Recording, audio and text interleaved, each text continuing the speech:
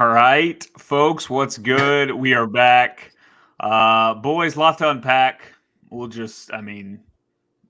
to talk about. I don't know if this is going to be a therapy session. I don't know if this is going to be a positive episode, a negative episode. Lots of emotions around the Kansas basketball Jayhawks. We got to get into the West Virginia loss a little bit for sure, as painful as that will be. But last night, a young man from Australia goes by the name of Johnny Furphy. It felt like he sparked a little energy back into this Kansas Jayhawk basketball season. Not that we didn't blow the doors off Cincinnati. We let them hang around, but at the end of the night, when I'm driving home from that game, I'm feeling a lot better than I did Saturday, and I think that was solely because of our guy, Johnny Furphy. So B-Turn, I guess I'll start with you. Is that kind of where you're at? I think Saturday, obviously, vibes were down. Not that we were super impressive on Monday, but does Furphy have you feeling decent heading into Saturday? Oh, he has me feeling great. I feel really good about this team. I know they've had a couple bad losses in conference play, but it's a competitive league. We talked about it before Big 12 play even started. Any game on the road is going to be tough. So, yeah, his emergence has been great, and I don't think it's just a little span from him. It's been 3 games now. He was great in Stillwater, and he was great in Morgantown. So that's 3 straight games for him, and he's doing more than just being a spot-up shooter. He's boarding.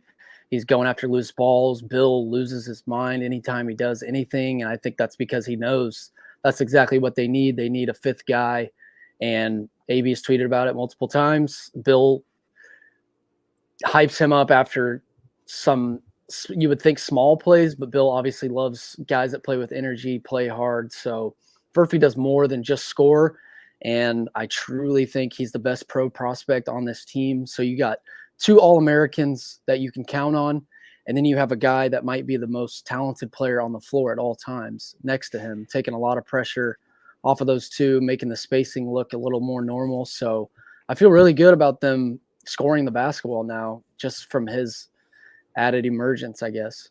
Yep. Yeah. So AB, I want to go to you before we really get into it. Just give me your initial thoughts. Are you feeling good? You had big predictions about this opening 5-6 game stretch. Has not gone as planned, but just give me a feel for where you are at. I just wanted to post this comment really quick to just show everybody that every KU fan that said West Virginia was going to get blown out and score 8 points in their next game was dead on. I think I feel fine, and I don't know if I told you guys this in the text the other day, but even after Saturday, the whole game, I was thinking, like, just get out of here with a win, and I'm going to feel super confident about this team. Like, we've been talking for months about the offense just struggling and not being able to put together. You go in there and put up 85 points. You got multiple guys shooting the ball well. Like, it's not going to happen every game, but it was something to see, and that was kind of the positive spin zone I was trying to make from that game. It's college basketball. West Virginia is probably more talented than their ranking. I know they've had a lot of injuries. Braden's been saying that for weeks now. Still a really bad loss, but at the end of the day, it's still January. Still going to be fine. Ryan, your script is holding up to form. They're going to have 1 or 2 bad January losses. February, they're going to get hot. And all it takes is a good week and a half. If they go 3-0 in their next 3, we're going to consider ourselves national champion favorites again. Like, that's just how the season goes. That's how they always go. So they're going to be fine. Just be patient. Just let it all come together. Up until 2.5 weeks ago, Bill was still figuring out the starting lineup. So just give him a little bit of time. I said this before we recorded, and I'll say it again. Do not let the Kansas Jayhawks win Saturday in Ames. Don't do it. If you're the Big 12, do not do it, because this team is – I feel like they've kind of lost their swagger a little bit. It felt like after the road win at Indiana, this team felt really good. And they've definitely started to trend down a little bit. But as you alluded to, it's a script that we've seen Bill Self follow many a times. But I will tell you that script usually includes a huge road game that kind of gets the vibes back on track.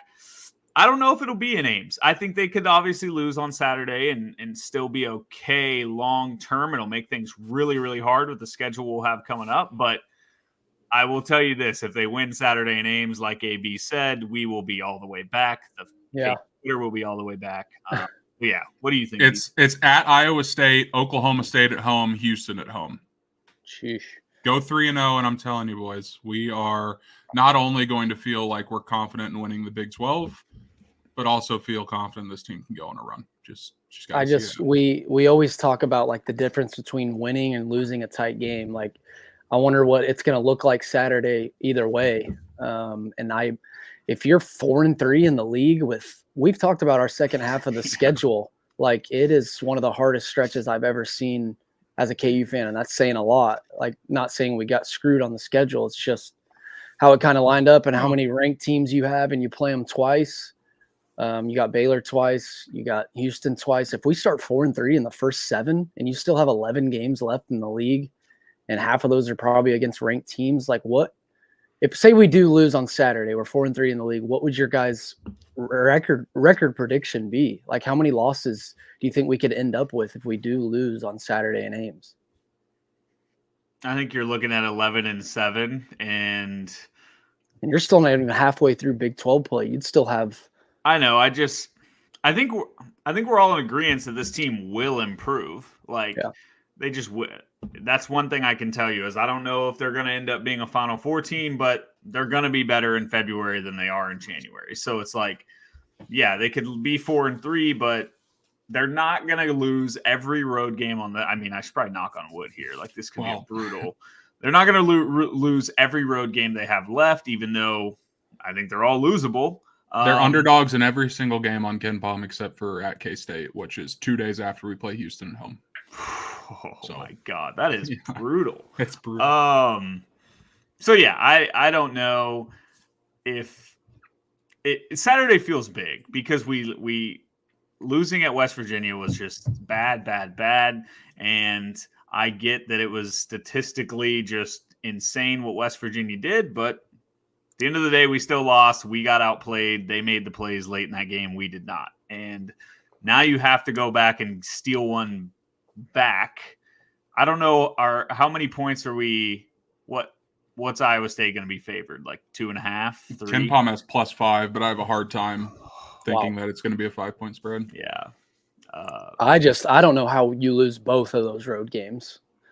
Like, to two pretty bad teams, and they were both tight games. Like, you would think one of those goes KU's way, or they find a way with all the upperclassmen they have to just win one of those. Like, I know we just talked about before the show, like the Big 12 standings in the race, like winning the league doesn't mean as much, but losing one of those could probably be the difference losing the league at the end of the year if they do. I wanted to talk about Furphy though on Saturday. Like, if he goes into Ames and balls out, I know you guys are pretty sold on him, but if he goes into Ames and that hostile atmosphere and balls out, like, are you sold on him just being an absolute stud the rest of the year? I think back to Ochai freshman year when we pulled the red shirt. He, around this time of the year, had like a couple really big games. Like, remember we went on the road and he at Texas, I can't even remember, but he had just a massive game as a freshman. But at a certain point, either fatigue or that's always my concern with freshmen. Like, the season is a grind, and Furphy, B-Turd, we were up close and personal last night. That dude played his ass off. He was sprinting up and down the floor. He was banging for every rebound. And he's a fragile guy. Like, I do worry about, like, as hard as he plays, can he play at that high of a level? It would be incredible if he can. I still think he's going to be really good. Do I think he can go average 15 and 10 or 17 and 10? Probably not. I don't think we need him to. But I will ask you this, and this is kind of on the subject of Furphy. We've been asking all year, can we get a guy like Furphy or El Marco to step up and play really good?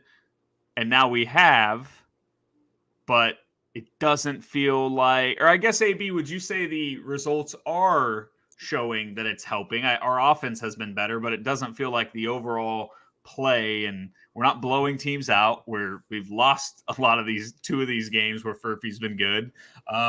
So like, why is it not all clicking like we thought it would when we had that fifth guy emerge that we've been waiting for all year? I don't know if I know the answer to that. I wonder if it's like a like not changing roles on the team, but like other guys that have been like Hunter.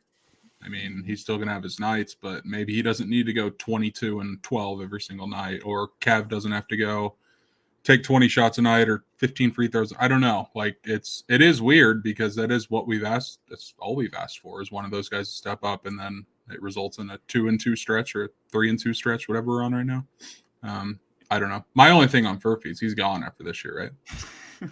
I don't. You laugh, dude, but I know. I talked about this last episode. Especially the hype one. The hype before this. Yeah, the hype before coming in. He's well respected internationally. He's the perfect prototype for NBA GMs to reach on. He's a tall shooter that is not afraid to be athletic and go rebound. He's not great on defense. Are you saying he's going like lotto or first round? Because I think he could sneak into a first round, but I don't know about lotto, but it's a weak draft. I know. You're telling me there's not going to be one GM if he goes and tests the waters, guarantee him a first round selection? I know, but I also wonder does he look at NIL opportunity? I mean, he's a star. We tweeted from our pod today, like Alan Fieldos loves that dude. That guy will make a ton of money in NIL. So it's like, is it a situation where they're like, okay, yeah, you could go 30th in the draft with a lot of young potential, or you could come back. Kevin McCullough's gone. You replace his production next year. You average 20 and 10, 20 and 9. You're a great shooter. You're an All-American. Now you're going top 10. Like, that's the route for me if I'm Johnny Furphy. But we are way ahead of ourselves because he's been good, but he's been good, and he's just a picture perfect NBA wing. Yeah, I mean, he could be a guy that doesn't even really produce at a high level the rest of the year, and a team still takes a chance on him. Mm-hmm. Like, he has that potential, and he just showed it in a 3-game stretch in the toughest league in the country. So I feel really good about this team because think about all the good wins that we've talked about all year. We beat some of the best teams in the country, and that was with 2 or 3 guys in the starting lineup that don't even look to score. Now you add Furphy, who wasn't really even a part of those games. You got Tennessee, you got UConn, you got Kentucky. Like, he wasn't even making an impact. And they still found a way to win those games because you got 2 All-American type players, like I said, and now you have an emerging star, like Ryan said, literally star. I really do think he'll go pro this year. But you have him now, an added scorer. I think that'll make it easier on Juan. It obviously makes the spacing a lot better. I think Juan's going to have his assists are going to take an uptick. Like, he's going to have open looks. And even if Furphy does go through a stretch where he struggles to score or whatever, like, teams are going to have to respect him defensively and get out and guard him.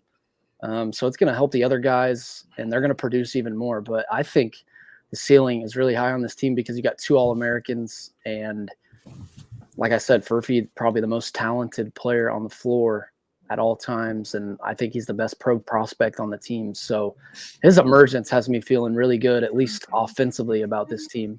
Can you imagine if he wasn't emerging right now? Like, imagine this last 2 weeks, how down we would feel. Okay. So will you bring something up about the defense that it's kind of goes in line with what we've been talking about? The old defense, one's top 10 in KenPom, has dropped to 25th in KenPom. What? We don't rank well on anything. 27th offense, 25th defense, 19th overall. Wow. I thought we were still a top 10 defense. I guess it happened after Westphal put up 90 and hit every shot they took. I like the last question someone just asked about KJ. Our guy? Because, Connor, thanks for listening always. Furphy has been outstanding on the glass since he got in the starting lineup at Oklahoma State. This weekend in Morgantown, I forget how many he had. And then last night, obviously, career high 11. rebounds. So it's a fair question because what is KJ? I guess what is his role? Is it any different from when El Marco was starting?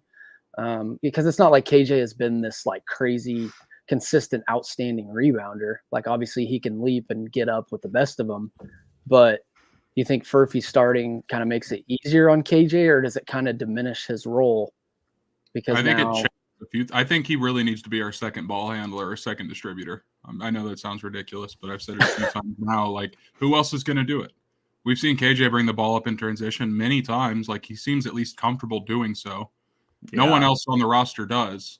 So KJ's he's the dude that's going to – I mean, he's just always going to be great. You guys know how I feel about that, man. Like, is Furphy at 3 starts now? It was his first start at Oklahoma State. I'm pretty sure. No, it was at home. It was OU. OU? Oh, I'm pretty sure. He only played 19 minutes in that game. Oh, so maybe I'm wrong. Yeah, no, you're Someone right. in the chat. Oklahoma State? No, it was at OU because I remember him being announced OU at home as starter. But I was going to say his last 3, he has 7, 7, and 11 boards. Like he does a ton. He gives KU a bunch of extra possessions.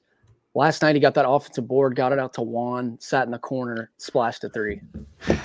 Yeah, I mean the KJ question's interesting. I saw someone, I can't remember which KU Twitter account it was, but they were tweeting about like talking about KJ not starting and like if he would be more beneficial off the bench. I mean, it's crazy that's not happening. KJ is going to start. Yeah. It wasn't a real question. But I think it's what we've said all year about KJ. He just fits. He's an odd fit for this basketball team and probably a lot of basketball teams because can't shoot. He's like a 6'5" center, but is now playing the 4. He's got that mid-range. Yeah, hey, he's hit a couple jumpers. But I don't know. I got to think Furphy would help KJ. I just think Furphy helps everybody with spacing. Like El Marco, he wasn't a threat from shooting outside either. So there were times where we had Dajuan who won't even look to try and score. You have El Marco who isn't looking to try and score. So it's like I think that hurts KJ too because there's no lanes for him to cut or opportunities to dribble and dish to a guy like Furphy. I don't know. It'd be interesting to go back and watch all of Furphy's 3s and see like who those passes are coming from. Yeah, because now there's not really. It felt like maybe there was stress on KJ to score it before. Now he can kind of just be that play that Mark Vital role that we always talk about. Dude, I mean, he's averaging 13 points a game. Like KJ is. KJ is not the best fit in the world, but he's going to go get you 13. He's getting you double-digit points every night. And you just talked about El Marco and Juan literally not looking at the rim. Like Marquette just bullied them in that game in Maui. And I was just talking about it earlier about their resume. Like it's one of the better resumes in the country. They've beaten some really good teams with those guys starting. Now it's a completely different team, in my opinion. Like, and I was just looking, Furphy has been tied for the lead or had the most rebounds in the last 3 games for KU. He had the most against against West Virginia.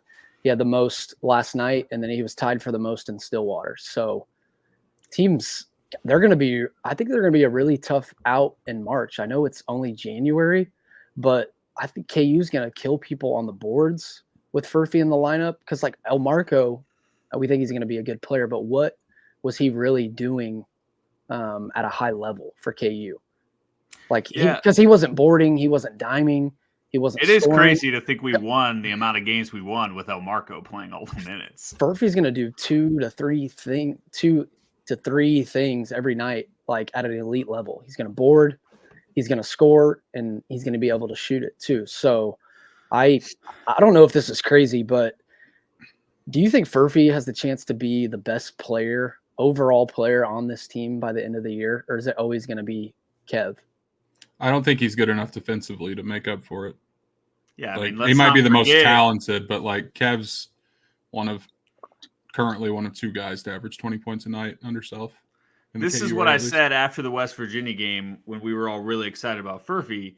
It was still concerning to me that it's like, yeah, it's great that he's stepping up, but it's still scary to be like, the only chance this team has is if Johnny Furphy's really good, because we saw late in the West Virginia game, he made some freshman mistakes, gave up a couple offensive rebounds. Even at times, I feel like last night he kind of got signaled out, like they were running some ISOs at him and he was getting, I don't know. I don't think he was horrible defensively, but there were definitely times where you could tell he's just a little behind the guy. Like, I mean, not even close to the level of like Kevin McCullough. So he's sure that's why El Marco was starting for a while. Yeah, I think it is. Like El Marco was doing those little minor things maybe a little better. And I'm sure if Bill like doesn't know who to start, he's just picking the guy that plays better defense every time. Like that's how Bill Self thinks. So yeah, I don't know. Furphy, I don't think he'll be the best player on this team, but God, man, he's got to be your Christian Brown the way that, you got to assume Kevin's kind of your Ochai, the guy that's going to go get you 20, and Hunter should be your March Dave, and then Johnny's got to be the guy that just brings the energy, the Christian Brown. It didn't even feel like... Who's the Dajuan on that team? That was a great segue. If you scroll back up and pen Cole Pete's comment, it's disrespectful, but it's kind of funny. We got to talk room later. We got to talk about Dajuan because there's a lot of things. We were just talking before we started the episode. Is Dajuan clearly having a worse year this year than he had the year before? Absolutely. Has he regressed? Yes.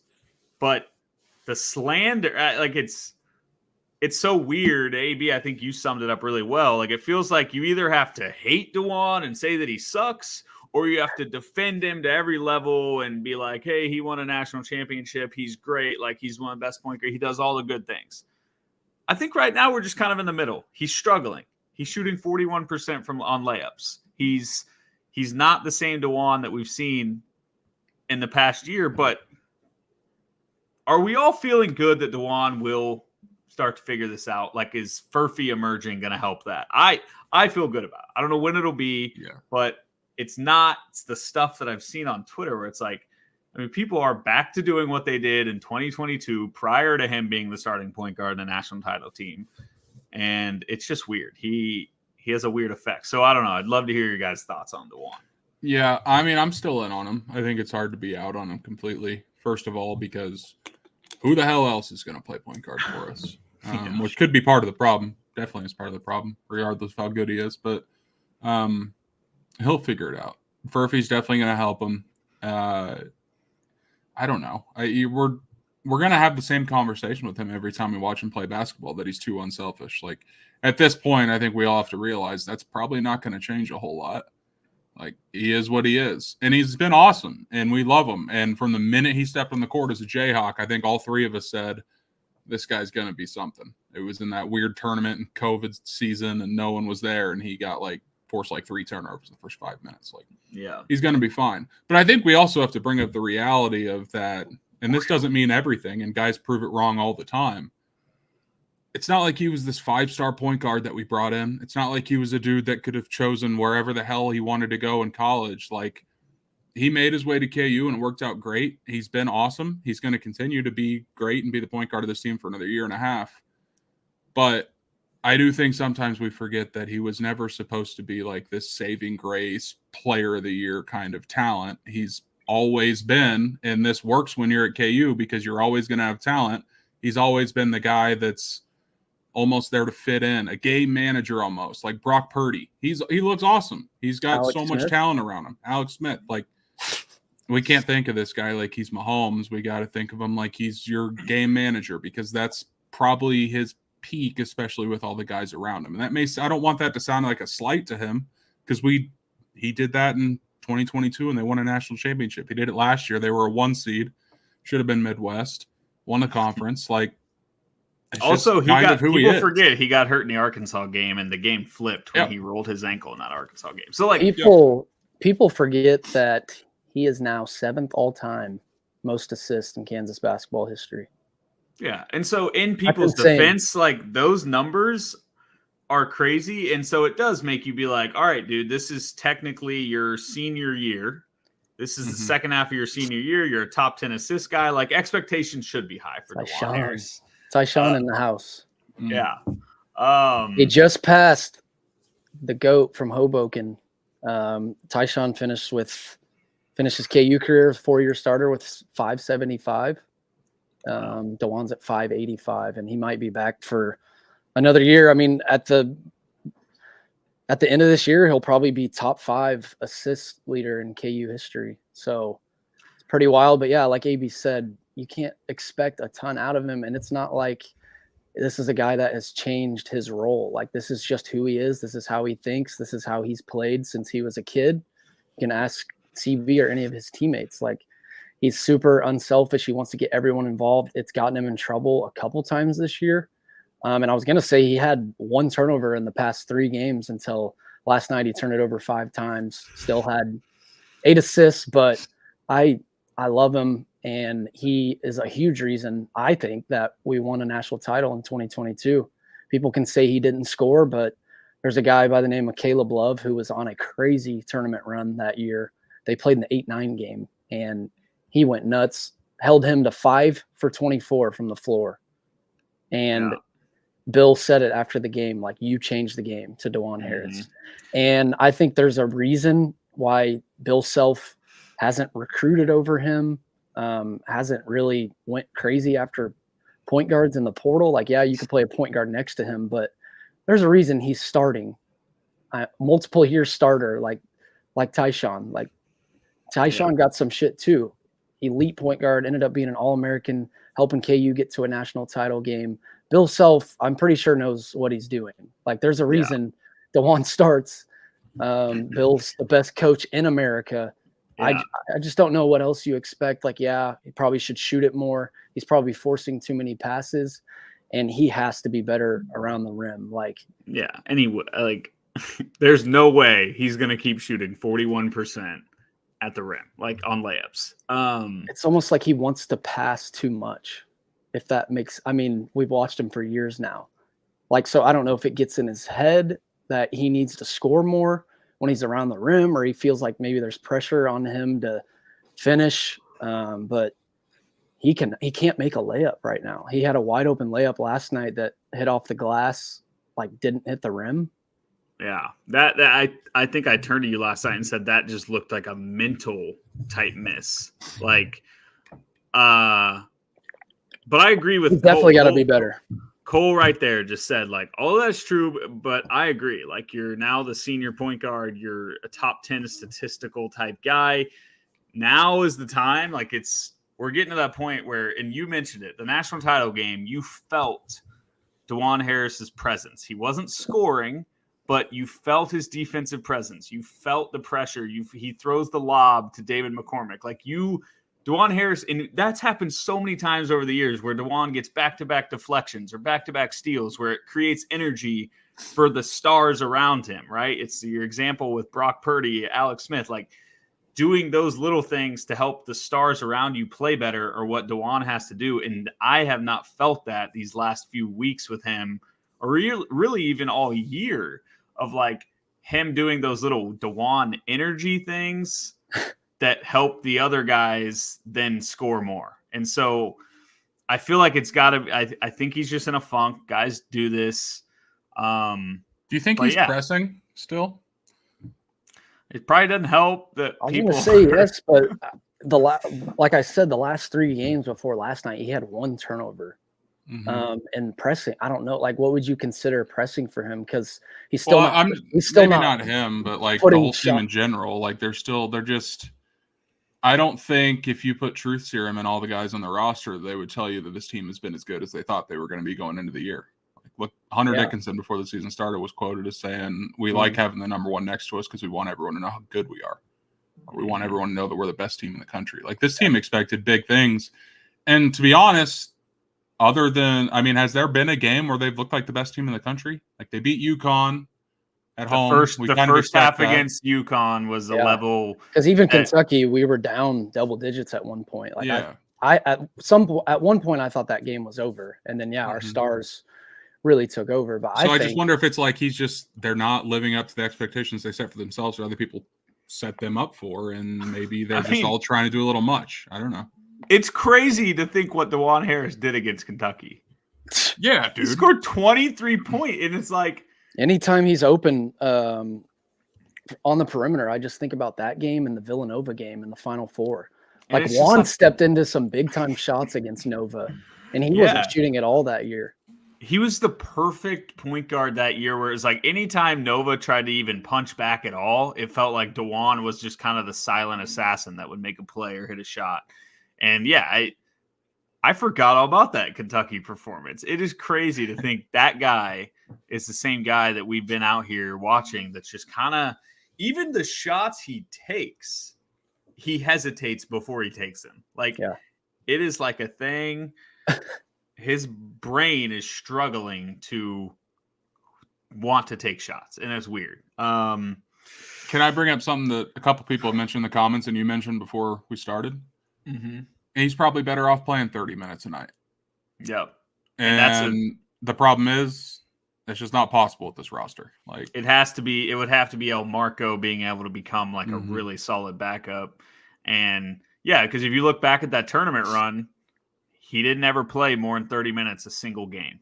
And so not that I think he should be playing less than 30, but like I think 30, 33, I know that's probably not changing anything, but if you could go get 10 really good backup point guard minutes from El Marco But that's probably the thing is Bill knows he can't get that. I know. So Juan has to be on the floor, and there's no one off the bench that can really come in and run the offense. Like Dajuan's been a part of the system for a while. He trusts him to come in, take care of the ball, get everyone in their sets. I just don't know who off the bench can even come in and contribute really at all. Like, did we score a bench point last night? I remember at one point we did very late because there were jokes like about us finally having 2 bench points. Who would that have been? Did Parker ever score? No, was it Timberlake? Did he shoot free throws? Yeah, I think they were. No, El Marco made 2 free throws. That's what it was. I think those were clutch free throws too. Yeah, so that brings up another topic. Like El Marco, where are we at with him? I know that we've wanted this Furphy emergence to happen, but it also feels like it's almost like pushed El Marco's chance of having any sort of breakout this year way down. Like I think I asked you this last night, and maybe it's crazy to the people in the chat, but who would you rather have in the game if you had to pick, El Marco or Timberlake, and why? I think it's Timberlake because Chat can answer too. Timberlake will go out and at least try to get you a bucket. El Marco, I mean, dude, he is just this last couple of weeks. It's the joke we've been making. Like he is just running up and down the court. He is not providing anything statistical. I mean, Nick Timberlake had a good game against Oklahoma State. He had a good game against West Virginia. El Marco, and now I don't know defensively. El Marco probably better than Timberlake. I think I saw a comment. I don't know what happened last night with Timberlake and Self, but there were definitely rumblings that those two got in, like had not words, but like maybe Self didn't like the way Timberlake responded to him somehow. So that's certainly not great. But yeah, it's El Marco. We do what I can tell you is we do not need another guard that will not look at the basket. We do not need that. And Nick Timberlake at UCF a lot. Like they ran that zone and it was just Dajuan and El Marco passing back to each other around the perimeter. Like that was insane. There was 3 guys on the floor that like I thought we were never going to see man-to-man defense the rest of the year after that game. Yeah. So I guess going back to AB's point about the preseason takes, like, yeah, I think Hunter was talking about going undefeated. And I hate talking about this still, but I think a lot of that factored into someone that isn't on the team anymore. That's also on Bill though. Mm-hmm. Yeah.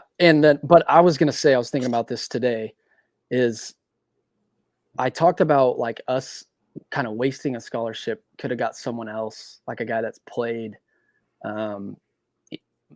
legit college basketball minutes and scored. What if it ends up being a blessing that we didn't? Because now you see the emergence of Furphy And I know Bill said he was going to play this year, but what if he stays and he would have got a transfer, Furphy's minutes would have been limited this year. What if Furphy ends up being this star that, I know it sounds crazy, he's a freshman, but he ends up being like this first round lottery guy that ends up being a stud the rest of the year, and we might have not seen him this year. Maybe it ends up being a blessing. I don't know. Yeah, I mean, Furphy's for sure a blessing. I could not believe today when I realized that Furphy, not only did he just kind of fall in our lap, he fell in our lap on August 4th. He committed on August 4th, and here we are. But I just worry. Yeah, go ahead. I was looking down. I've got a stat on Almarco. In the Wichita State game, Almarco went 5 for 10 from the floor, took 10 shots. In the 6 games since, he's taken 10 total shots. He's 3 of 10 from the field. And obviously, the minutes in that game were 27. He hadn't played more than 25 in a game since, but still, like we've been saying, cardio. And what sucks is I think all of us were really optimistic about him after that game. Obviously, it's against a lesser opponent, but I think it was like we just needed to see something. And we hadn't really seen it from Furphy yet. Like, we were excited about him, but he wasn't doing near what he's doing now. We finally saw it, and then I don't know. It's a mess. It's a mess. Yeah. It just sucks because it's like, how do you? We've said it. Dajuan's going to play close to 40 minutes a game. Furphy playing like he played last night. You can't take him off the court, so it's like, where's the time going to be for Almarco to try and find his stride or to try and figure it out? And it's happened. Guys have figured it out, but man, it just feels like he chose a really bad time to go in this. I mean, I think we would all agree, like, these last couple of weeks have been the worst stretch of Almarco's entire season, like worse than he was early in the year. So it's just concerning to me because we still, as we say, you don't need a ton of depth. We never have depth in March. Bill doesn't really care about that.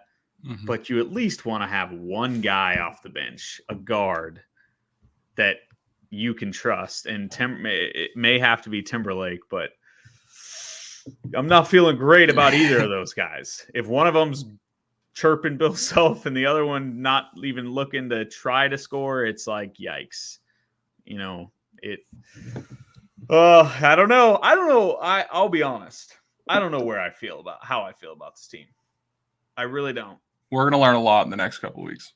I think the pressure on Juan and kind of the hate towards him will die down because, like I said, there is less pressure on him. You have another added score around you. It kind of feel like our fans just thought we needed another capable scorer outside of Kev and Hunter. And now I think Juan will get less hate because we're going to be able to score it easier. I think we have 3 really good scorers now.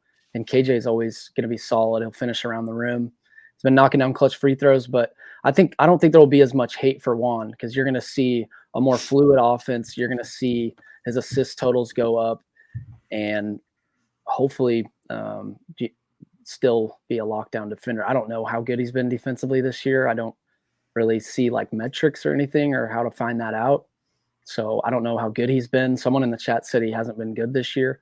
So, but I think that'll go down. And I don't know if that makes the hate will go down. I don't know if that makes sense to you guys, but now that our offense doesn't need another scorer, I think Juan will be satisfied, I guess is what I'm trying to say with Juan the rest of the year.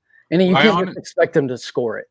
I don't think it has maybe it does but I don't think it has as much to do with how he's playing. It's the fact that they're just losing games and keeping bad teams close. Like, they're losing bad games. And when that happens, fan bases that are as crazy as this one are going to find the low-hanging fruit and attack the guy that they seem to be struggling. But the one thing I'll say on all of this is the guy in charge is in his 21st year at Kansas. He's widely considered the best college basketball coach in the country, one of the greatest of all time. He is. I promise you that he knows more than the 3 of us combined and every KU Twitter person out there tweeting what KU should do and what lineup should be and what guys should shoot and what guys playing well and what guys not. I promise Bill knows more than we do, and he's going to get it figured out. And that's kind of what I'm sticking to at this point.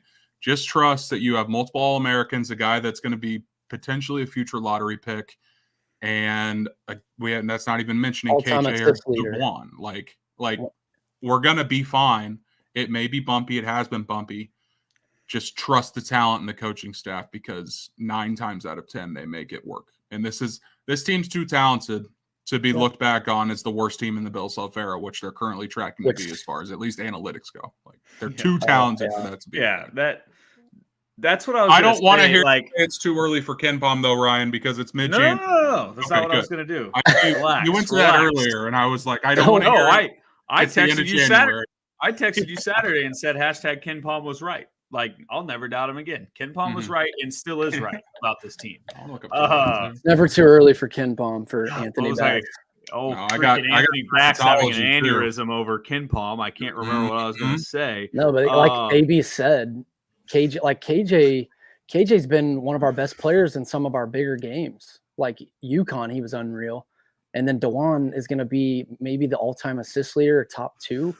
So I still feel fine about the team in general. Like here's what I was going to say is I looked back a little bit on past games where past teams that have lost that bad of a game on Saturday. Like, I think that was a Ken Palm top 10 loss of the Bill Self era, right? I think something like that.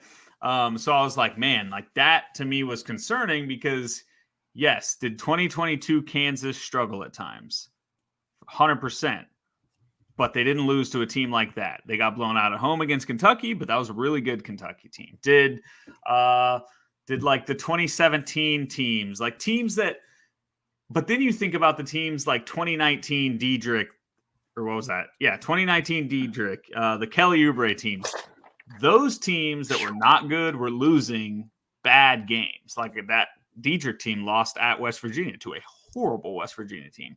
So I kind of started thinking like, man, what if that's just like a trend? Like it are teams that really just aren't good that are going to get blown out in the second round. I'm getting there, AB, are going to get blown out in the second round. Like maybe that's a trend. They lose to bad teams, whereas the other teams, they struggle at times, but they find a way to get past it. But I keep getting back to the point that you just made. You both have been making. They have Kevin McCullough. They have Hunter Dickinson. They have a guy that started a national championship game, and they have an emerging freshman star. Like it's just different than those other teams I laid out that were really young. Like the Diedrich team was Diedrich and then 2 freshmen, 1 freshman of which like Grimes was bad. This team is not young. This team is going to be fine. They're going to compete in they may get a 1 seed and then win every single game of the tournament by less than 3 points. But like, that's the thing. They're going to be in every game by the time we get to March. And so it sounds like talking about the Chiefs. I have a point to make on what you just said, though, because you were going through teams that struggled. And, trust me, there have been plenty of them. I went back to 2018, Final Four team. That team lost a game at Sprint Center to number 98 Washington. They lost by 10 at home to number 49 Arizona State. They lost to Texas Tech at home by 12, and they lost at home to 59. Oklahoma State, 59th. They got swept by them that year and got blown out in Stillwater. So, there have been teams that have struggled with mediocre at best conference, non-conference teams, whatever you want to say, and have gone on to have success in March. And it takes a guy in the lineup, a guy off the bench to finally hit his stride, particularly a wing that can shoot the ball and make threes in volume. Malik Newman, Johnny Furphy comparison right there. They're not dead yet. And it takes experience too. And that team was loaded with it. Exactly. And the Diedrich team was not. There was nobody on that Diedrich team that was able to be in the locker room being like, guys, it's fine. We do this, but we're going to figure it out. It felt like that team kind of just collapsed. Like Doak got hurt. The Oubre team started. Yeah, the Ain't No Seats curse started. Cole probably went to too many games that year. But yeah, poor guy. I agree. I thought, AB, I tweeted I acted like a toddler on Saturday. I was very annoyed we lost that game. And it wasn't about. I wish we could have gone live that day.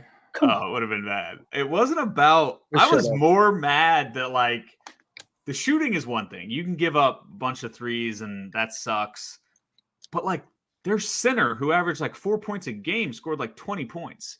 And then like late in the game, we're giving up offensive rebounds. We're not executing. Like I was annoyed at those things that we let this terrible West Virginia team just play better than us in the final minutes. Yeah. But I have sensed calmed down. Johnny Furphy has arrived, and I have done my studying, and we're fine because we have experience. Got one more question for you on that whole thing. How much? I guess I want to hear your process because I saw you tweeted, I think Sunday, that you were finally watching the Oklahoma State game. Mm-hmm. I want to know the process that your brain went through Saturday night, Sunday morning, whenever it was, to get you to like watch that game. Was it I want to cleanse my mouth of that bad loss we just saw on Saturday and watch them blow another bad team out? Or was it, I simply just want to see what happened in this game? Because I think you'd care more about KU basketball than I do. I don't know that I would go back and watch a game that we controlled from the starting tip to the final buzzer. Yeah, I mean, I'm always going to go back. Like, if I miss a game, I don't miss very many of them. Mm-hmm. I'm always going to go back and at least watch, like, an extended YouTube highlight. But it was kind of a moment of, like, I was so down about the team Saturday. And then, you calm down after a loss. You start to come back to life a little bit and have real, actual human thoughts and not acting like a toddler. And so I was like, well, this team just played really good against Oklahoma State. And so like my brain never got to see that. I never got to see them look really good. So I was like, I need to just go watch that game and remind myself that they could still play at a high level. And they did. They were sick. And then I saw KJ make 2 jumpers in that game. Nobody told me that happened. And my whole life changed. KJ Adams making jumpers is, lottery pick. It's a modern day Dietrich Lawson. The West Virginia thing too is like we played well, like from a scoring standpoint, and there's probably no meltdown if we just squeak by and win by 1. Like if they don't call that foul that Bill almost had an aneurysm on. But your mindset's probably completely different. But yeah, I wanted to talk about just how many teams have been the worst Bill Self team according to KU fans. Like there's got to be 7 different teams. Even the most annoying tweet. 2018 Devontae, they made the Final Four. They were saying don't deserve to wear the Kansas jersey. 2022, a week before March Madness, we lost to TCU, and it was the biggest meltdown of all time. 2020, we lost to Duke. Like first game of the year. We ended up losing 2 more. People freaked out. Jeff Goodman pulls the classic Goodman saying Kansas can't win it all this year. Thanks, Jeff. There's 360 fucking teams in the country.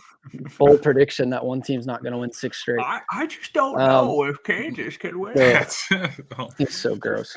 But oh boy. Yeah, 2019, I guess Doak was on that team, but I don't think this team's worse than 2019 at all. No, this team would cook 2019. That's the thing. Like this team, they're just different. It goes back to like the experience thing and like having dudes that team was so far from. We were lying to ourselves when we were pretending that they were going to figure it out. Like, what would the spread be if these 2 teams played this year in 2019 without Doak? I could figure that out actually. Even with Doak, really. It was fresh. It was freshman Dot. Q wasn't playing well. Did Marcus start? It would have been Dot 3. No, it would have been Oach. What if I told you? Pulled his red shirt and ended up starting. That's freshman Oach. Yeah. Dave ended up being the starting 5 in the tournament. Yeah. What if I told you the 2018-19 Kansas basketball Jayhawks would have been favored against the current Kansas basketball Jayhawks, according to KenPom.com? Yeah, I mean, I was going to say that the way analytics hate us. I don't have an actual number, but they're slightly better efficiency rating wise. Like it's like 21.57 to 20.86 or something like that. Yeah.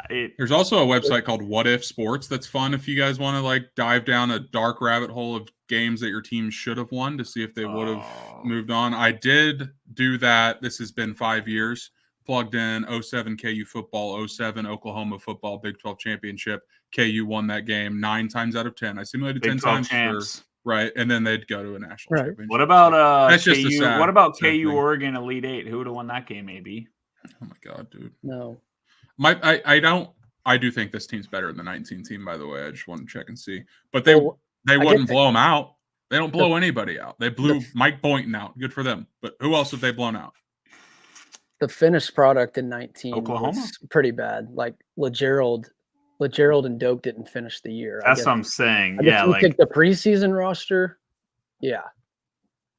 But the 2019 was kind of like they beat a lot of good teams that year. Like they were undefeated, ranked number 1 for a while. That was just a weird year. I think the team people forget, and it's not really fair because it was COVID year, but like the 2021 team sucked. Dude. And they were bad the next year. Yeah, they were bad. They lost by 57 points to USC. But I wanted to talk about like a point Rye has made before, and it's just sleepwalking through the games. Like I don't, maybe I'm wrong, but they look bored some nights. And it makes sense because you go back to Eastern Illinois, UMKC, like those games are somehow close late, and you can just tell there's no energy, like they're just dead. So it feels like a bunch of college players that have been around for a while that maybe they're looking forward towards the end of the year. I know Bill's going to get them fired up and coach them up regardless, but I still feel like they're sleepwalking a lot. And think about those 5 guys in the starting lineup, how hard they play and how hard they compete. Kev, Dajuan, Hunter, KJ, Furphy, like they're going to imagine how hard those dudes are going to play in the NCAA tournament. Yeah. I mean, that's why I feel good. Like Kevin McCullough is going to be a gamer in March. Hunter Dickinson, he's just going to get his. Dajuan's going to be better. Like we're going to be fine. But it is a little also concerning that like Bill last night's talking about how Kevin's got a hurt knee and Hunter had a hurt knee after UCF and Dajuan's playing 40 minutes. It's like, is this schedule going to have this team limping into March? But Bill always brings up the point that I also forget. March timeouts are longer. TV timeouts are longer. Like everything about March gives you more time to rest, which can be a bad thing and can be a good thing. But like, I don't know. I think we're going to be fine. I'm not as certain as I have been in other years. I was really bad at predicting when you were done with your sentence there. Sorry. My bad. Is it too early to ask a bracketology question? Never. Would you rather be the 1 seed in LA or the 1 seed or the 2 seed in Detroit? We have this question every year. Who's the 1 seed in Detroit? Purdue. Home game season for them. I think Purdue's. I don't know. Me and B-Turn were talking about this last night. Like, part of me thinks Purdue's just gonna like have their redemption year, win the Natty, but then part of me is like, I don't believe in those young guards. That I don't know. If it happens again first weekend, oh my god. I think I lean towards 1 seed LA. It's worked out for us before. Was that in LA or was that Anaheim? Couldn't have been LA if UCLA was playing in it, but it was next door. When we lost to UCLA. I knew that was an 07 joke. Yeah. Wasn't that like, was it Anaheim or San Jose or something stupid? It was that? Something that's within. That was an all-time screw job. Was Chris Reynolds behind that one? Yep. Probably. Competitiveness. Do we have any chat and you guys? Do we have any nicknames for Johnny Furphy? The Furf Dog. It's already trademarked. I saw. I think it happened because I said Murph Dog at Ryan's house like a couple of years ago. Yeah, like my dog's name is Murphy, and like I think I have to change the name to Furphy. Like I think I got to get him a jersey and just go all in on Furphy until we win the national title. But Furf Dog's great. I love B-Turn. I love John. Just calling him John when he's playing really good. Like he is such a Johnny. To have all of a sudden him be John, I love it. And it's like John is one of those names that it's an old person name. Like you got to be 30, 35 to have the name John, I feel like. Otherwise you sound like you're that old. Johnny is, but he looks especially young, so I'm going to crack up at John. John Furphy. I saw Kansas Kangaroo. Someone called him that. Yeah. Thoughts? I don't hate it. I've seen a lot of Fur3. Don't like that as much. Well, not a That nickname. doesn't roll off the tongue, but a tweet. Mm-hmm. Not a nickname, but maybe like a T-shirt. Or Eddie Furphy in the chat. I mean, now we're just rhyming. What about taking one from AI? Since we've been asking for outside shooting, we've been asking for someone to step up. Is he the answer? Capital T, capital A. You want to know how I thought you were talking like Chat GPT, artificial intelligence, not sucks for Allen Iverson. Like he's no seriously, longer AI. I never thought about that. That's so fucked up. Yeah. The answer, the wonder from down under. That's a good one. But I think it goes back. It's the Furf dog. Furf dog is what flew off my tongue the first time I called it. And I've been sticking to that since. Oh, okay. Chiefs. Also subscribe. We haven't said that yet. Oh yeah, please, for the love of God, subscribe, people. We got to get to 1,000. So please subscribe and send to a friend. Tell them to subscribe. Maybe create a couple burners. You also subscribe. We'll get there. It's like a pyramid scheme, boys. Yes. I think that's all I got. I don't know if this was the therapy session I needed. I think I'm fairly feeling good about this team, but like I said, I'm still unsure. I think Saturday, like you said, I don't want to overreact to Saturday because there will still be so much time, but I think Saturday is going to tell us a lot about this team.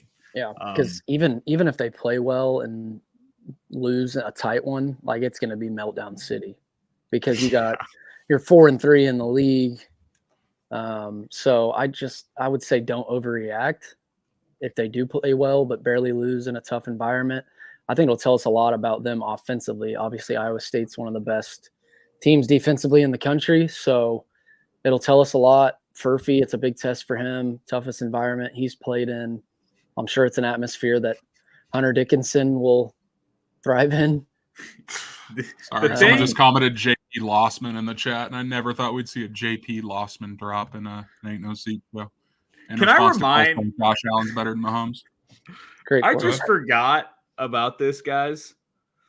Last year, the Kansas Jayhawks on January 17th lost at K-State. They then lost at home to TCU by 23 points. Mm-hmm. They then lost at Baylor. They lost 3 straight games in January. And then they win at Kentucky. And then they beat K-State at home. We're feeling good. And then we turn around, we lose again to Iowa State. Like we lost 4 out of 6 games in this kind of same window as we did last year. And then the boys got hot to go on and win the Big 12. So that's a great point. Like you were saying, B-Turn, Saturday's going to feel really, really big. But even if we lose, it's still not over. We're not dead. Can I 2 more points? We haven't talked about it all. We don't have to talk about it much. Jordan Peterson gone, KU football. And Deshaun Warner, 67th overall in the country. That's fucking insane.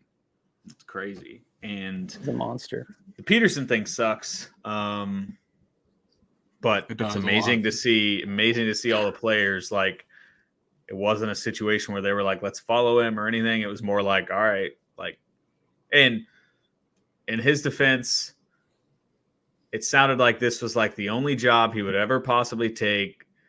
He's got ties to it. It's like me and B-Turn talked to someone last night that said, is his wife from there? I think him and his wife met there. Like, it's just one of those jobs. Like, it was like the North Carolina, not to compare Peterson and Roy Williams, but it was like a North Carolina job for Roy. It was just the one job that was always in the back of his mind. I think Peterson, it was a good opportunity, but it does suck. It's crazy to lose like a positions coach and it feel worse than losing your offense coordinator. That was going to be my point because you say that it's, comparing Roy Williams and Peterson is just kind of funny. You wouldn't be able to tell with the Twitter reaction from it.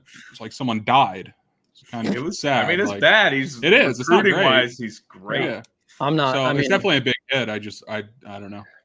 I'm not mad at him. It's a huge loss. He's built some elite relationships here, and he's just landed a bunch of elite recruits, especially the kids in Arizona. Sounds like they're all still fully bought in, so that's huge. Yeah, Dajuan up to 67th ranked player in the class, kid that had a chance to go to Ohio State or Michigan, or Texas, that just played in the college football playoff. That's half the playoff there with Texas and Michigan. So they're landing some studs. It sucks, man. He's a great recruiter, and like I said, he built some really good relationships. So it sucks, but I can't be mad at the guy. Like Rice said, it's dream job scenario. I get the college players, what they tweeted and how Coach Peterson I loved it. Was talking about just family and loyalty and stuff, but they'll understand one day, I feel like. I know it sucks now, and he probably promised you a lot of things, but that's college sports, man. Yeah. They're the one thing every high school football player and every college football player needs to know, that loyalty does not exist unless you're Lance Leipold. As long as Michigan doesn't come call it. Oh, they are. No, Harbaugh. They gotta hire. Yeah, they gotta hire their OC, right? Just please, for the love of God, Michigan, hire your offensive coordinator. Again, I don't even know if Leipold to Michigan is that realistic, but is Leipold to whatever? I know, Like I don't want to see the dominoes fall over again because exactly. It's just so stressful I wasn't even thinking about it, and then that Sunday morning we started to see tweets and rumors about. I think Allen sent a group like DM or something. That's why it was like the most stressful hour of all time. You're just trying to do the internal hire and everything will be okay, Michigan. Make the right call. He deserved it. He beat Ohio State this year. Yeah. He won, I think, 4 games. They did weird things where each position coach got to coach a head coaching position game or whatever they did at the beginning of the year when they were playing Hawaii and all these nobodies. Yeah. But they got to promote him, right? It would be crazy not to not give him at least a year. But I feel like he may have taken a lower level job if he didn't think Michigan was going to come offering, because it's not an easy. Oh, he's gone. It's not an easy situation for like any like if they go out and hire, I don't know. It's obviously not going to be Sarkisian. That's just the first name that came to my mind. If they went out and hired a guy like Sark, well, he's going to bring in his own staff, and then it's like an OC on the market in the end of January, early February. Like, that's a shit situation to be in. So maybe he's got some promises. I don't know. Yeah, because everyone else is leaving. It sounds like today Harbaugh's going to LA and that he's bringing the DC and another position coach. Oh, shit. I didn't know that. I mean, it's not official. It's just like it's really picking up a lot of steam. He was in LA today. Because I kind of thought Harbaugh may just leave and then Michigan would just kind of like run it back with their entire staff. Like Harbaugh would just like go find NFL guys. No, they're losing some dudes, it would sound like. But it didn't mention anything about Shamar Moore, whatever his name is. They didn't say anything about him tagging along with them. So that's got to be the answer. All right. Well, folks, thanks for listening along as we ramble our thoughts. That's all I got. Like I said, excited for Saturday. It's just playing an Ames always fun, and winning in Ames when you desperately feel like you need a win is even better. So let's go do that. Furf Dog's going for 30, and that is all we got. Rock Chalk. We'll see you guys next week.